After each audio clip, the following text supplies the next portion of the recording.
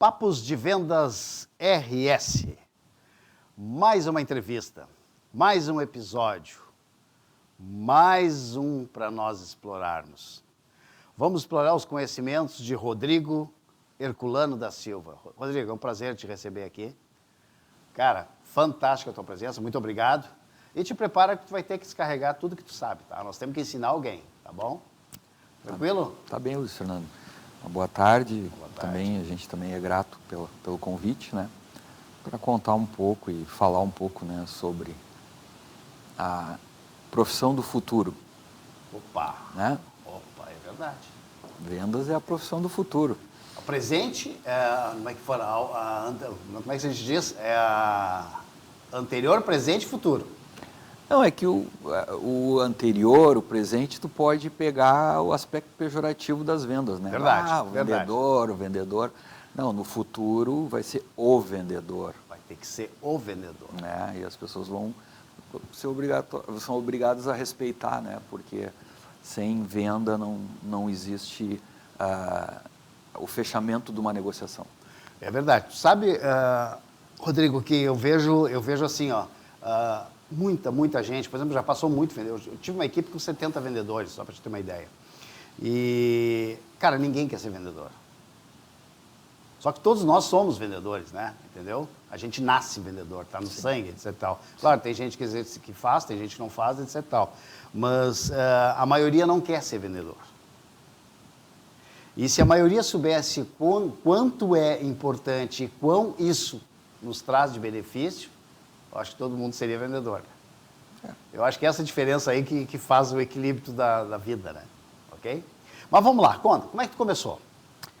Então, se a gente vai falar como começou, acho que a gente vai ter que ir lá para a infância, né? Mas pode? Então, Os tópicos é bem importante, né? Até porque tu está ajudando alguém que, de repente, está nessa mesma situação que tu, né? Eu acho no que passado.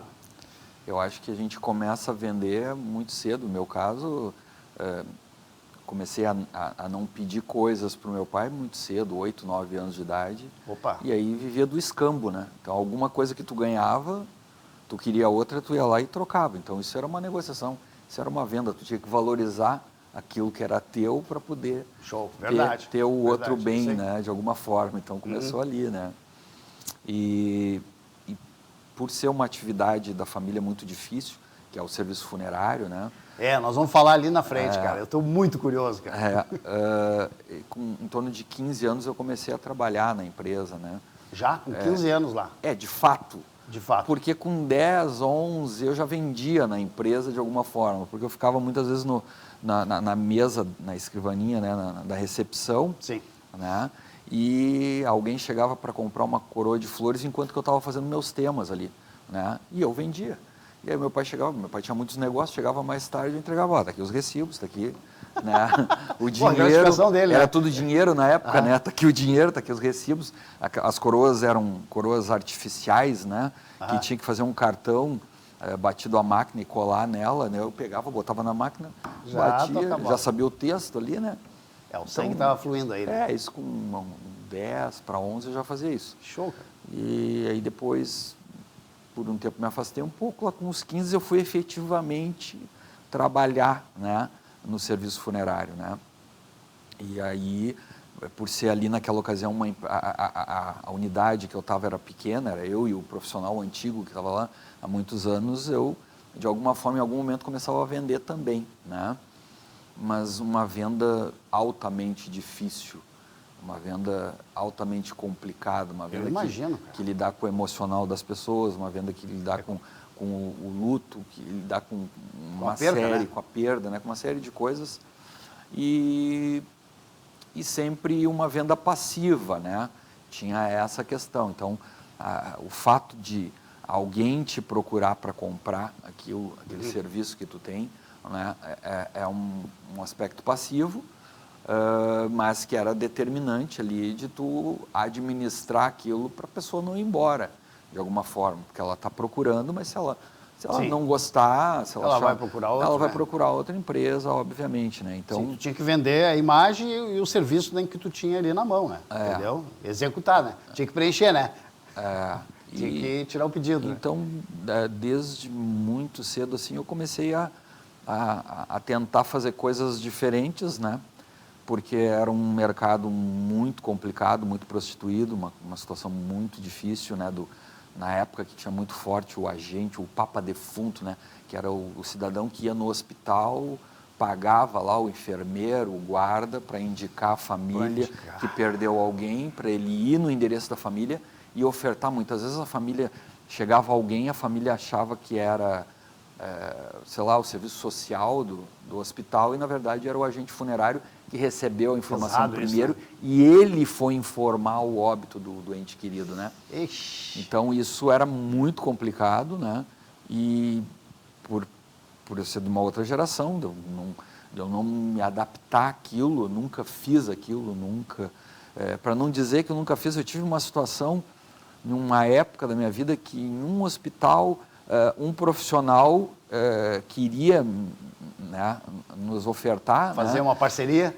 e eu dizia para ele, tá, vamos fazer da seguinte forma, existe uma possibilidade, quando alguém te perguntar que não sabe aonde ir, que não tem uma empresa, aí tu pode dizer que tem uma que vai... O nome disso é ética, né? que vai poder te ajudar, né, de alguma forma. Legal. Mas nunca ofertar, nunca oferecer, né? Então aquilo ficou um certo tempo, mas não durou muito, porque logo em seguida, muito jovem, eu acabei me tornando presidente do Sindicato das Empresas Funerárias do Rio Grande do Sul, né?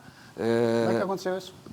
Muito por isso, porque de alguma forma, alguma linha de liderança me aproximou da entidade representativa e eu fui lá tentar mudar a característica da profissão que me envergonhava.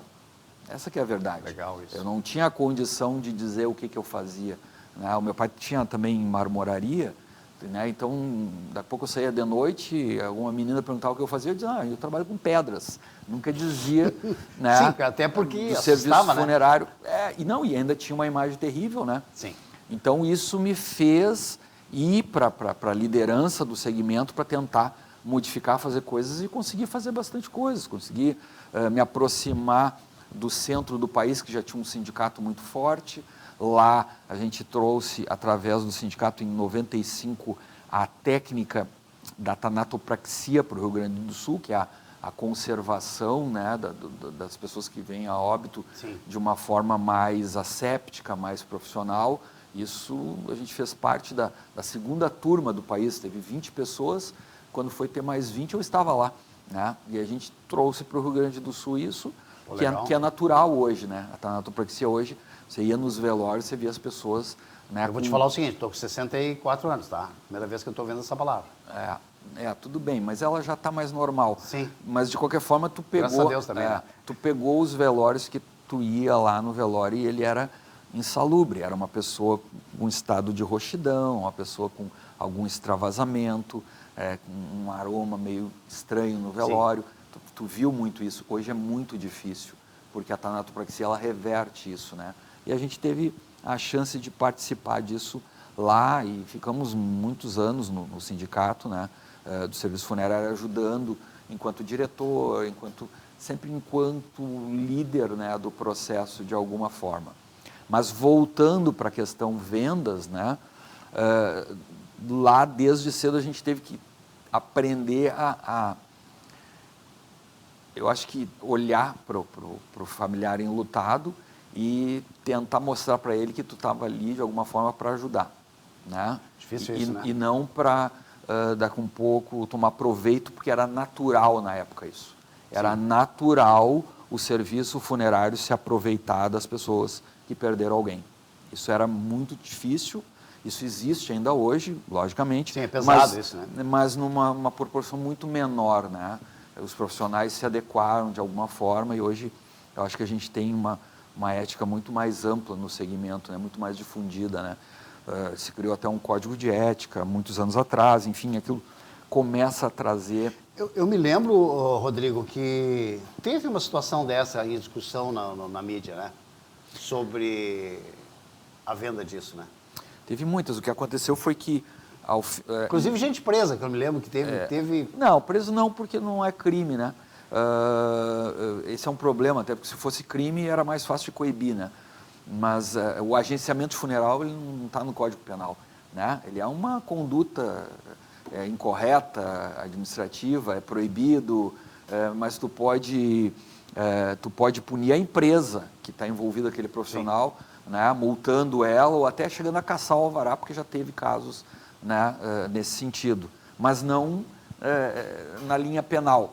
Né? Na linha penal só coisas mais complicadas, como existiu, por exemplo, no Rio de Janeiro, uma certa época, lá nos anos 90 também, que existiu o enfermeiro do Rio de Janeiro, que era um cara que desligava os aparelhos para né, as pessoas já em estado terminal, ele desligava os aparelhos e ele tinha um esquema com empresas, né, funerárias. Né? Então isso sim, daí claro, aí sim é crime. Né? Mas aqui a gente, lá ao final dos anos 90, 97 para 98, foi criada a Lei Municipal do Serviço Funerário, a Lei 373, que regula o setor funerário, que aí ela proibiu o agenciamento de funeral. Até então isso era uma coisa disponível, tranquila, tanto que as funerárias tinham plantões com convênio dentro dos hospitais de Porto Alegre. Muitas vezes tu chegava num hospital, quando vinha alguém a óbito, ia lá no necrotério, tinha uma mesinha, lá estava o agente funerário, e aquilo era uma relação de convênio, formal e tudo ok, né, de alguma forma. Com a legislação, isso foi proibido. Né? Então, ali a gente começou a fazer um trabalho, né, e se criou a Central de Atendimento Funerário no ano de 2000, em Porto Alegre, né, que aí regulou muito mais e vem regulando. Tanto que hoje o Serviço Funerário de Porto Alegre tem problemas, mas ele é uma referência para o resto do país. Não se ouve falar mais. Ele é uma referência para o resto do país, porque ele tem uma central que regula, né, e que dá a liberdade de escolha também para quem quer, né, procurar a sua empresa.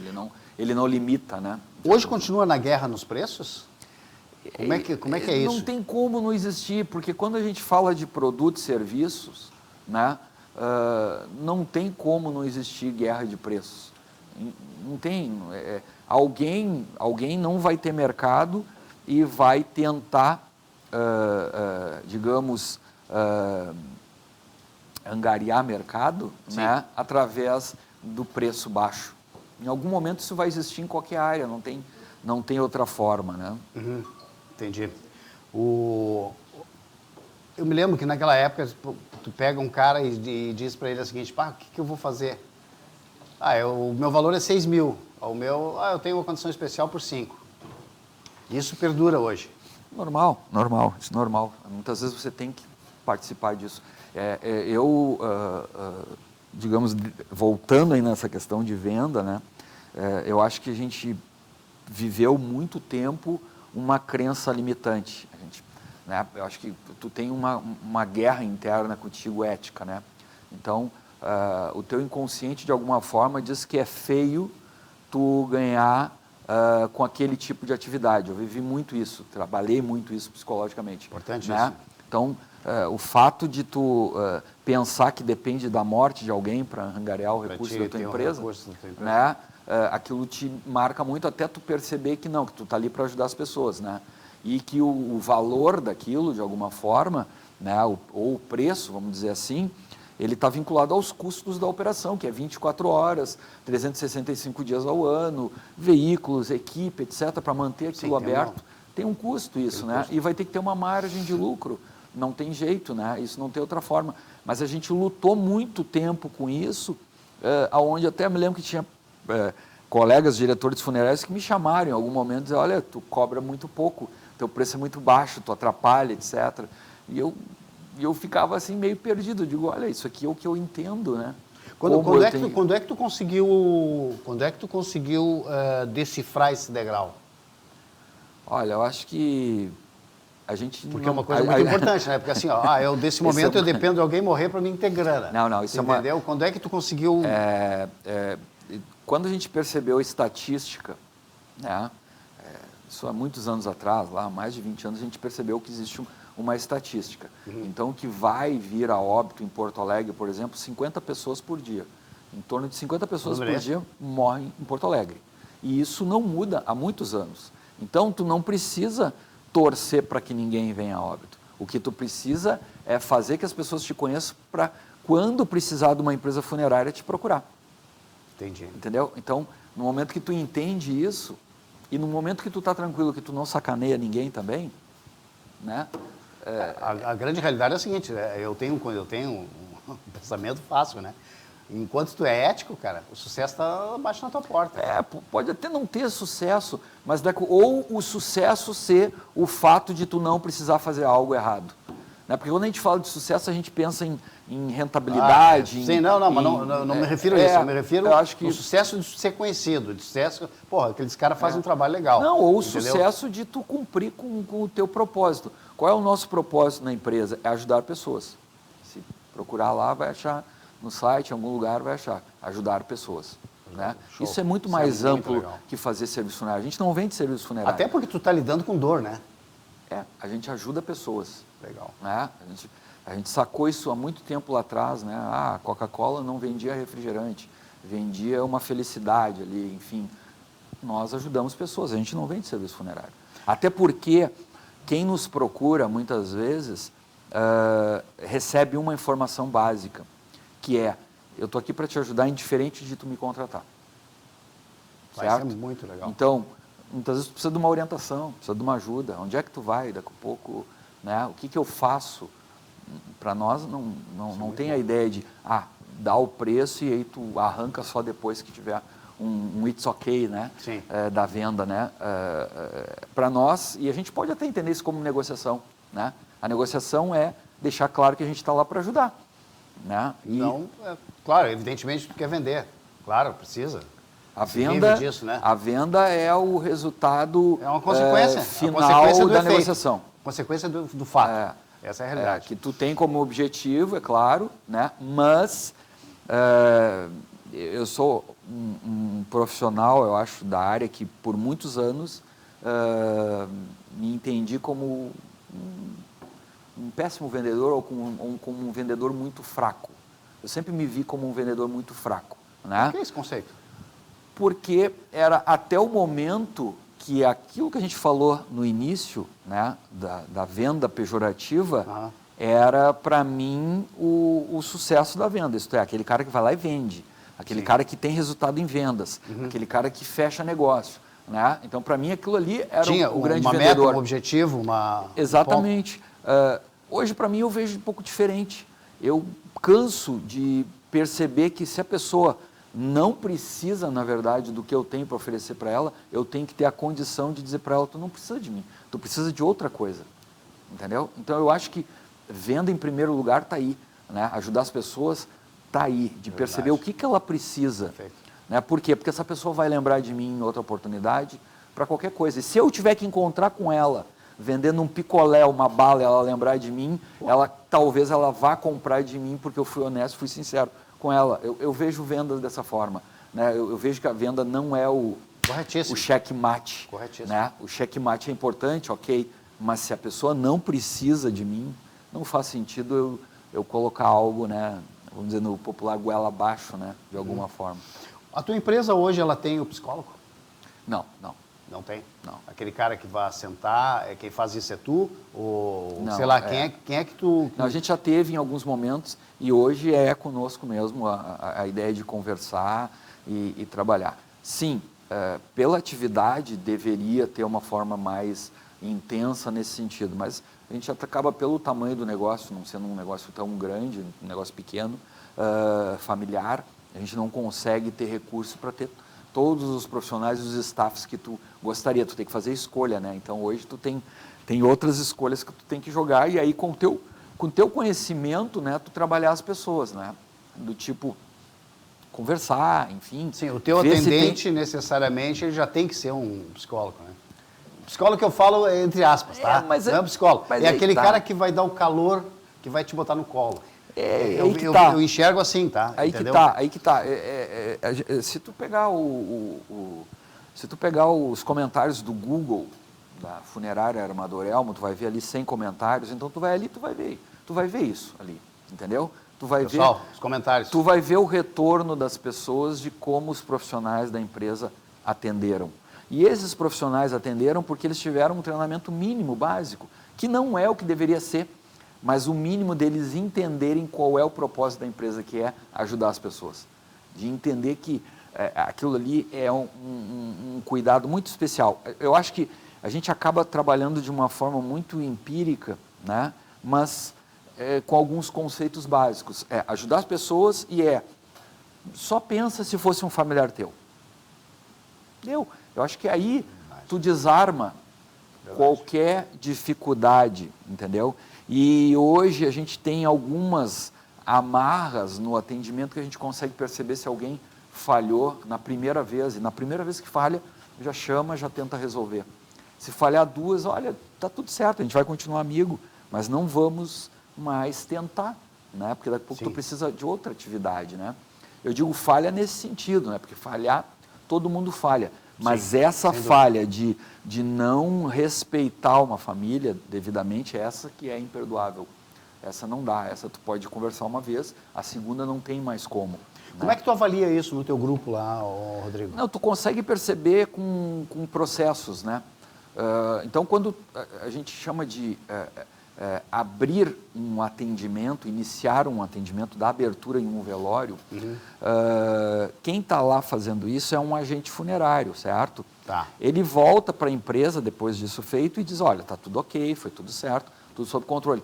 E o responsável que está na empresa, que é o mesário de alguma forma, o responsável de plantão, ele tem que ligar para essa família e aí validar e confirmar, olha, né, de fato ficou tudo correto dentro do que foi previsto, dentro do que foi combinado, né, está tudo sob controle junto ao velório, dentro do possível, porque ninguém gostaria de estar num velório e dizer que um velório é bom, mas está tudo correndo de forma adequada dentro do possível. Eu tenho uma passagem para te contar. Sim. A minha sogra, Barra do Ribeiro, tinha um enterro lá na...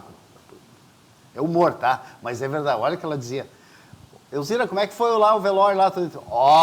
Tudo bem. Então, quer dizer, esse profissional, ele tem que ligar e ali ele tem um feedback na hora.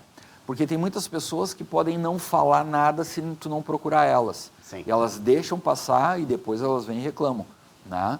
Agora, se tu procurar a pessoa e buscar dela, buscar entender se ela ficou com alguma dificuldade, ela vai falar. E aí, naquele primeiro momento, dá tempo de tu resolver. Sim. Tem a chance de tu reverter. Diferente depois que passou tudo, tu tentar reverter não dá mais. E tem um agravante aí, eu entendo. Por exemplo, no caso do teu serviço, tá? Uma família normalmente tem 5 pessoas. 4, 5 pessoas. Ou 6, ou 7, ou 8, sei lá o quê. À medida que tu atende perfeito uma família, entendeu? Algum ente querido daquela família, cara, a tua lembrança num segundo que vai ter, que todos nós sabemos que nós vamos um dia a Armadura partir. Elmo, a Armadura Elmo, ela tem 60 anos, né? 60? Então ela só tem 60 anos por causa disso. Né? Então o meu pai lá atrás iniciou o serviço funerário tendo esse cuidado, né? E as pessoas voltam até hoje, às vezes perguntando por ele, onde é que ele está, cadê ele? Eu vou te fazer uma pergunta sobre isso, realmente. Vamos voltar lá atrás, lá. Como é que teu pai teve a ideia de fazer isso? Olha, eu acho... Ele chegou a contar essa história? Não, a gente já conversou muito sobre isso, mas é meio compreensível. Na verdade, o meu avô e o meu avó, a minha avó, perdão, em época de finados, fabricavam essas coroas artificiais, colocavam num caminhão lá do meu avô, que carregava pedra também, Sim. e ia até para a porta do cemitério com os filhos para vender as coroas de flores. Então, aquilo ali já teve um vínculo, de alguma forma, com a ideia. Das coisas. E aí, o meu pai, muito jovem, percebeu que em Viamão, onde é a raiz, né, o serviço funerário ele não estava ativo, não existia. Ele era vendido o caixão no bazar. Então, a pessoa tinha que ir no bazar, comprar o caixão, chamar o táxi, botava, ele fala que é um Chevrolet, que ficava um pedaço da urna para fora, comprava as flores, ia no hospital, pegava o seu ente querido para poder sepultar. Né? Tá, e quem botava dentro do caixão? A família? A família, porque não tinha o serviço funerário lá, né, de alguma forma. E aí, ele, percebendo isso, ele veio para Porto Alegre, ficou 1 ano trabalhando como profissional em uma empresa ou outra. Sim, né? Buscando conhecimentos. Aprendeu, foi lá e comprou uma Kombi, alugou um pequeno prédio, comprou os caixões, comprou uma fabriqueta de caixão, né? Comprou as máquinas lá para ele fabricar e começou a fazer o atendimento funerário completo, por isso que se tornou o Armador Elmo, né? Porque o armador, né, era aquele que armava. E ele, por o nome dele ser Elmo, encaixou tudo muito bem, legal, né? Porque a logomarca é um capacete, né? Que é o elmo de um armador, né? Então ficou o armador elmo, né? E aí começou a prestar o serviço funerário de uma maneira mais ampla, de resolver, de ajudar as pessoas, de cuidar do todo, né? Daí as pessoas não teriam que participar do atendimento de alguma forma, né? Claro que o serviço funerário é muito mais antigo que isso, né? Mas lá na localidade, claro, tinha essa característica de não ter ali a empresa funerária, né? Uhum. E hoje a tua empresa, Rodrigo, quantos funcionários tem lá hoje? Em torno de 10 pessoas. 10 pessoas. Tem a organização. Tu suporta hoje quantos eventos por dia? Em torno de 2 a 3. Isso se atende de uma forma sem muito, digamos, sem muita dificuldade, né? Quando vai a 4 atendimentos fica um pouco mais difícil, 5, a gente consegue. Já fez 5? Não, a gente já teve situações de outras épocas de fazer muito mais até, né? A gente teve problema na pandemia, né, de fazer 10 atendimentos num dia. Tá. E se virou como? Porque era tudo muito difícil, era tudo diferente, porque a pandemia não tinha velório, né? Então você fazia quase que era uma coisa muito difícil, era muito difícil mesmo, era dá para dizer que era uma linha de produção, né? Macabra, terrível, mas era necessária porque não tinha outra forma, né? Mas a gente trabalha de forma saudável com 2 atendimentos, né? Isto é, uma empresa lá com 60 atendimentos, ela trabalha de maneira saudável no sentido de atender muito bem as pessoas, de não faltar nada, de cuidar do início ao fim, né? A gente não deixa as pessoas sozinhas. Cuidar da venda do futuro, né? Mas aí que está, a venda do futuro ela é uma consequência. Na verdade, a gente trabalha com o presente. Tu precisa ajudar a pessoa naquela hora. Sim, aquela hora que ela perdeu alguém, é aquela hora que ela está abatida, é aquela hora que ela tem dificuldades, né? Até econômicas às vezes, né? Então, aquilo lá no futuro é uma consequência, até porque a gente não sabe nem se vai estar nessa atividade. A gente está lá. A gente está indo, né? Mas nunca sabe se vai estar lá ainda. Tu falaste do econômico, né? Deixa eu te fazer uma pergunta. Como é que é isso hoje? Ou seja, eu tenho um velório para fazer, que o custo desse velório, sei lá, é um valor X, tá? Se aquele teu cliente não tem essa grana, como é que faz? É assim, através dos anos, né, isso lá nos anos 70 já começou a se criar no interior de São Paulo, o fundo mútuo, né, que são os planos funerários, né? Aqui iniciou nos anos 70, parou e voltou depois mais forte, hoje já tem o plano funerário. Então, tu tem uma situação de quem precisa contratar um atendimento funerário e não tem plano funerário, e tem aquele que vai contratar e tem ou plano funerário ou seguro funeral. Então, às vezes tu tem lá do teu banco até um seguro, uma assistência, que tu liga, a seguradora vai acionar uma empresa funerária, ela vai atender e a cobrança vai para a seguradora direto. Tu não vai ter interferência, né, econômica naquele momento. Tá. Agora, aquele carente que não tem como fazer, como resolver, o poder público, de alguma forma, ele cumpre com o jus sepulcre, né? Que é a ideia, é uma linha de legislação muito primitiva que diz que todo cidadão tem direito a ser sepultado, né? Então ele vai passar lá por uma seleção, né, socioeconômica, uma avaliação, ele vai mostrar que ele não tem condições e o município de alguma forma vai arcar, né? Vai arcar, por exemplo, em Porto Alegre existe um rodízio das empresas funerárias que tem lá um veículo, que tem os agentes funerários só para aquela atividade ali, como se fosse uma funerária social, né? Que vai lá e vai fazer aquele atendimento funerário. E a burocracia disso? Existe um pouco, a pessoa vai ter que ir lá passar por uma triagem, né? Depois que passou pela triagem, que também não é nada demais, né? Vai mostrar sua dificuldade, a prestação de serviço vai ocorrer, né, de forma gratuita, certo? E já tem os municípios que não têm essa central de atendimento, tem geralmente uma empresa contratada pelo município para fazer isso, então alguém indica, olha, vai lá naquela empresa que é ela que está habilitada a atender, né? Hoje já tem uma situação mais clara e ampla dessa triagem, né?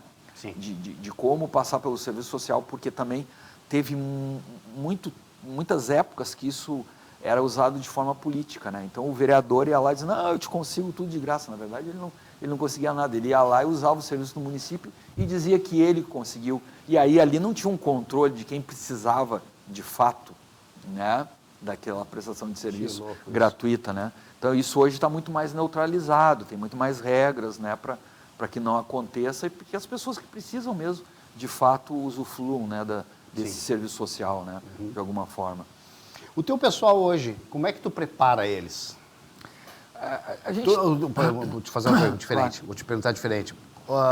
Tu falou que tem 10 funcionários hoje, né? Sim. O teu cara mais antigo lá, qual é? Em torno da área ou na empresa? Na empresa é Dentro 10 da tua anos. empresa, dentro Na de empresa 10 é 10 anos, 10 mas anos. como profissional do segmento, a gente tem colega lá com mais de 20 anos lá do segmento funerário. Né? Tu não tem aquele turnover, então? Não, ele até tem. São momentos, né? São momentos de dificuldade da empresa, são momentos que tu recrutou mal, são momentos, a gente vai aprendendo, né? São momentos que a empresa não quer abrir mão de ter um profissional a menos por um certo tempo para poder treinar um outro. Às vezes tu acaba ficando com alguém que não está ajudando muito bem. Isso é comum, Né? Isso atrapalha bastante. Mas hoje a gente está tão enxuto, tão pequeno assim para resolver a questão que a gente não tem mais aceitado isso. Isto é, cara, não dá mais, está tudo certo. Se eu tiver que ficar lá 24 horas, eu vou ficar até resolver, até contratar outra pessoa. Por quê?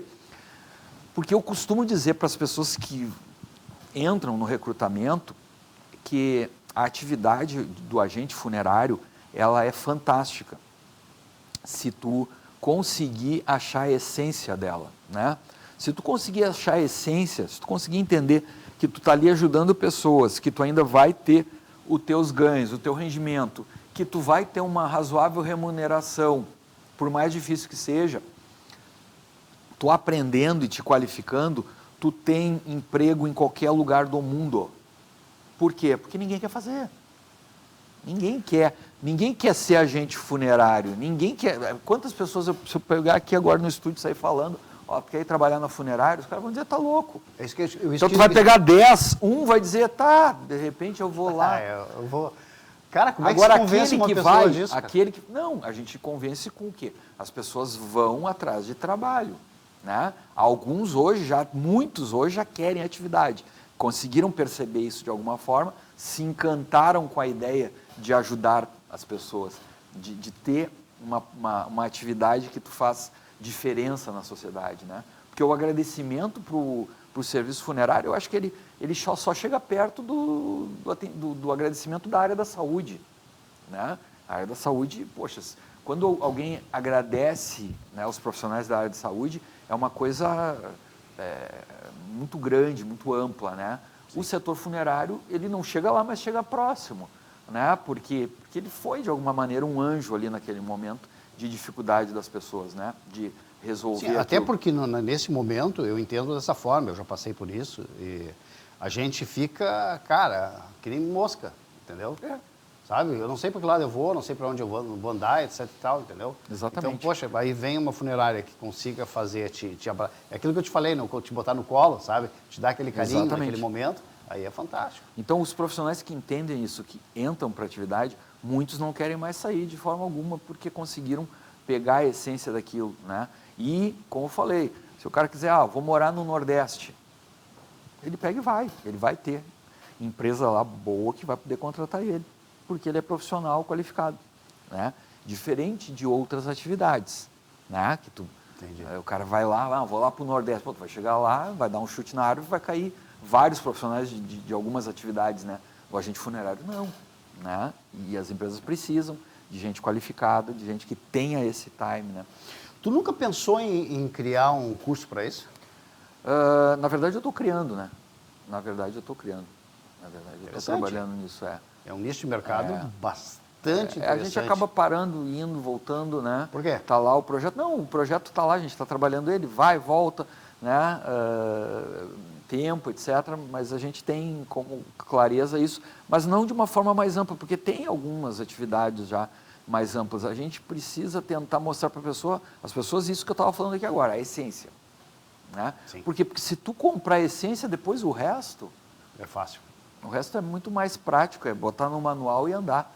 entendeu? Agora, compreender, né, do início, meio e fim, a importância que tu tem nessa hora, né, com responsabilidade, com ética, isso que é mais difícil, e de quebrar o tabu também da morte, né? Porque as pessoas, da mesma forma que elas não querem falar da morte, elas não vão querer saber de trabalhar na área funerária, né? Cara, como é que tu prepara um cara para preparar um corpo? Eu costumo dizer que isso é o mais fácil. Sério?